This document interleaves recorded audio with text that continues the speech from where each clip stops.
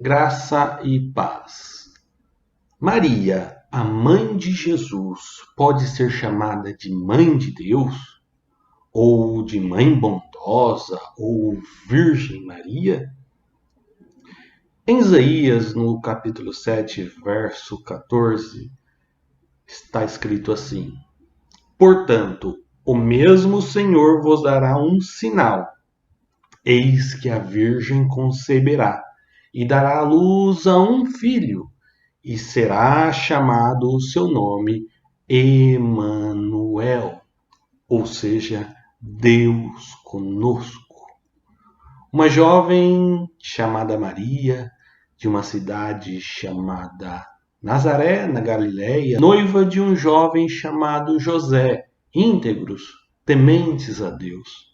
Essa jovem foi escolhida para ser um instrumento de Deus para que a promessa de salvação se cumprisse. Maria, por sua vez, se dispôs aos propósitos de Deus. Ela achou graça diante do Pai. Em Lucas, no capítulo 1, do verso 30, diz assim: Disse-lhe então o anjo: Maria, não temas, porque achaste graça diante de Deus. E quando o Senhor se manifestou a Maria através de um anjo, dizendo que ela seria a mãe do Messias, vamos ver o que ela declarou com toda a humildade. Em Lucas, no capítulo 1, verso 38, diz assim: Disse então Maria: Eis aqui a serva do Senhor, cumpra-se em mim segundo a tua palavra. Ela se dispôs à ordem do Senhor Deus. E com isso nós temos um ensino tremendo para adaptar as nossas vidas, cumprir-se em nós a ordem do Senhor. A partir disso, nós entendemos que nós devemos sim honrar Maria, mãe de Jesus. Honrar, porém, significa considerar a virtude, ou o talento, a coragem, ou as boas qualidades de alguém. A mulher escolhida por Deus para dar à luz do mundo. Veja bem, ela foi a mulher escolhida por Deus para dar à luz do mundo. Maria nos deixou exemplos de fé, obediência, coragem, humildade, de amor e temor a Deus. Por isso, Maria até acaba sendo por muitos adorada, idolatrada, a quem entregam as suas petições e pedem perdão dos seus pecados através de rezas e até mesmo em cânticos tradicionais para a Virgem Maria, ou cânticos católicos que expressam esses tipos de pedidos com uma letra de adoração a ela. A Bíblia não apresenta autoridade em Maria para perdoar pecados, nem para realizar cura, e nem para ser uma mediadora entre nós e Deus. E não podemos esquecer que Maria só esteve virgem até o nascimento de Jesus. No Evangelho de Mateus, no capítulo 1, verso 25, diz assim: E não a conheceu, falando de Maria, em relação a José, essa expressão "e não a conheceu" é o sentido em que não teve relação sexual até aquele momento. Então, e não a conheceu até que deu à luz seu filho, o primogênito, e pôs-lhe por nome Jesus. Depois disso, Maria teve outros filhos, como nós comprovamos no Evangelho de Marcos, no capítulo 6, verso 3.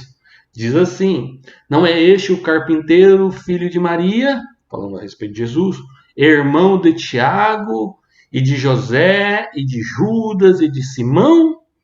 E não estão aqui conosco as suas irmãs? Maria foi virgem e se manteve virgem até o nascimento de Jesus. Depois disso, teve uma vida com José de um casal comum, como a própria Bíblia apresenta. Importante a gente lembrar que quando Jesus nasceu, os magos, os 3 reis magos que foram visitá-los e foram lá para adorá-lo, tem algo muito interessante para a gente refletir nisso. Vejamos lá em Mateus, no capítulo 2, no verso 11. E entrando na casa, acharam o menino com Maria, sua mãe. Prostrando-se, o adoraram. E abriram os seus tesouros e ofertaram-lhe dádivas, ouro, incenso e mirra. Perceba, os magos o adoraram. Adoraram o menino Jesus. O ofertaram. Ofertaram para o menino Jesus. E até mesmo porque o que os levou até ali é pois a mensagem era que nasceria o rei dos judeus.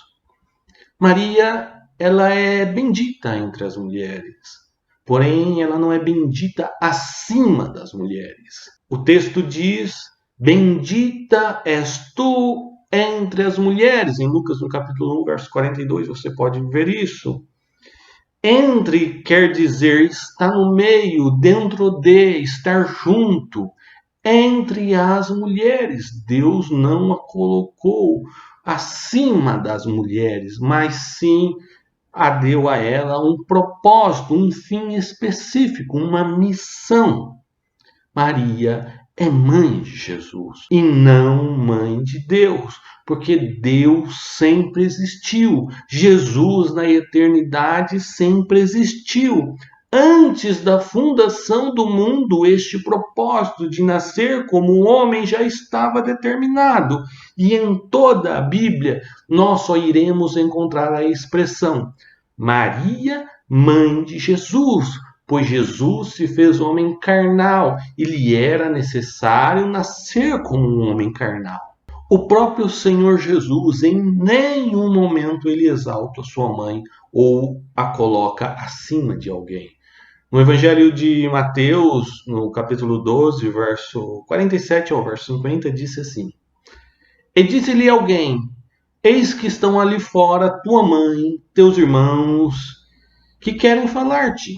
E ele, porém, respondendo, disse ao que lhe falara, quem é minha mãe? E quem são os meus irmãos? E estendendo a sua mão para os seus discípulos, disse-lhe, eis aqui minha mãe e meus irmãos, porque qualquer que fizer a vontade do meu Pai, que estás nos céus, este é meu irmão, irmã e mãe.